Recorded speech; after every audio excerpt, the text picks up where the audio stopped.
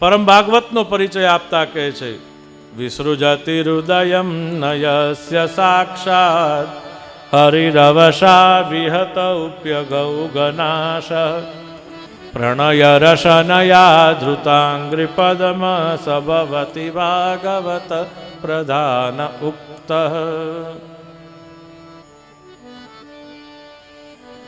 ગમે તે દેહ, ગમે તે અવસ્થા, ગમે તે સંજોગ, ગમે તે પરિસ્થિતિ, પણ એવું નહીં કે પોતે ભગવાનને ના છોડે. ના, ભગવાન જેને છોડવા તૈયાર નથી, જેના હૃદયમાં જ સતત રહેવા ઈચ્છે છે, ગમે તેવો હોય. આપણને એમ લાગે કે આને શું ખબર પડે છે, આ કેવો વેશ, કેવું એનું એ છે, છતાં ભગવાન જેને છોડે નહીં, ભગવાન જેના હૃદયનો ત્યાગ કરી ક્યાંય જાય નહીં, એનું નામ પરમ ભાગવત.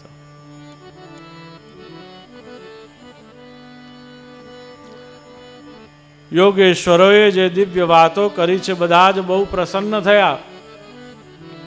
પોતાના ઘરમાં થઈ રહેલી જે ઉછરંખલતા છે, ભગવાને વસુદેવજીએ બધું જોયું છે. ઋષિ મુનિના મુનિવર દુર્વાસાના થકી શ્રાપ પણ અપાવ્યો છે. ભગવદ ઈચ્છાને જાણી લીધી અને પછી શ્રાપ આપ્યો છે. અને કહે છે, સાંબને બરોબર નશો કરાવી અને ગર્ભિણી સ્ત્રીનું સ્વરૂપ પહેરાવી અને આશીર્વાદ માટે લઈ જાય છે અને પૂછે છે કે એને શું થશે, જાણવા ઈચ્છે છે આ ગર્ભિણી સ્ત્રી. કહે છે કે તમારા કુળને નાશ કરનારું મૂષાળ. છેલ્લે કંઈ ન રહ્યું તો એક દર્ભનો ટુકડો જે મળે તે લઈને પણ બધા એકબીજાને વધ કરવા તત્પર થાય છે.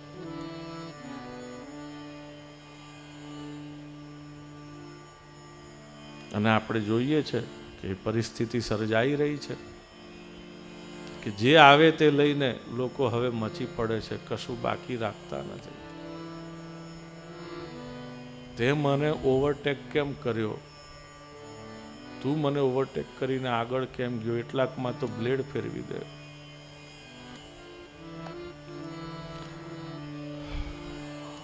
માજા મૂકી છે. ઉદ્ધવે કહ્યું કે પ્રભુ આ બચાવા એવું નથી. બોલે હવે આ બચે એમ નથી. આયુર્વેદમાં જેમ ગુમડું થાય ને તો એને સૂકવી ન દે, એલોપેથીમાં સૂકવી દે, પણ આયુર્વેદમાં એ વધારે પાકે એવું કરે કે જેથી કરીને એનું જે બીજ હોય ને તે જળ મૂળમાંથી નીકળીને બહાર જાય.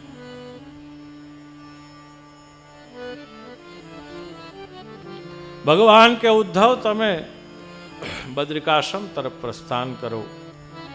હજી તો ગિરનાર પહોંચ્યા ન પહોંચ્યા અને ભગવાને પાછા તેડાવ્યા. ડરતા હતા કે ભગવદ આજ્ઞાનું ઉલ્લંઘન થયું છે, ક્યાંક પ્રભુ નારાજ તો નહીં હોય. બોલે કે તમે નથી આવ્યા, મેં તમને પાછા તેડાવ્યા છે. મોકલ્યા તો સહી, પણ તમને ભાથું તો આપ્યું નહીં. ઘણી ભગવત ચર્ચા કરી, શ્રીમદ ભાગવતના દાન કર્યા છે ભગવાને ઉદ્ધવ અને મૈત્રેયને.